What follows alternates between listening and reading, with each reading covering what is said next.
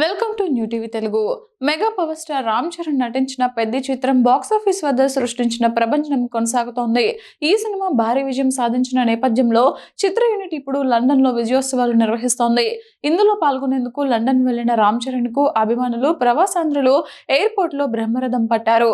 స్వదేశంలోనే కాకుండా విదేశాల్లోనూ ఈ చిత్రానికి లభించిన అద్భుత ఆదరణకు ఈ వేడుకలు అద్దం పడుతున్నాయి. స్టైలిష్ సూట్, కళ్లద్దాలతో లండన్ ఎయిర్పోర్ట్లో దిగిన చరణ్ చూసేందుకు అభిమానులు పెద్ద సంఖ్యలో తరలివచ్చారు. సెల్ఫీలు, ఆటోగ్రాఫర్ల కోసం పోటీ పడ్డారు.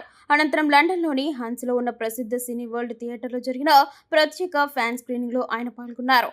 అక్కడ అభిమానులతో కలిసి సినిమా చూస్తూ సందడి చేశారు. వారి ఆనందాన్ని దగ్గరుండి పంచుకున్నారు. పెద్ది చిత్రానికి యూకేలో లభించిన ఆదరణకు కృతజ్ఞత తెలిపేందుకే ఈ వేడుకలు నిర్వహిస్తున్నట్లు చిత్రయూనిట్ పేర్కొంది.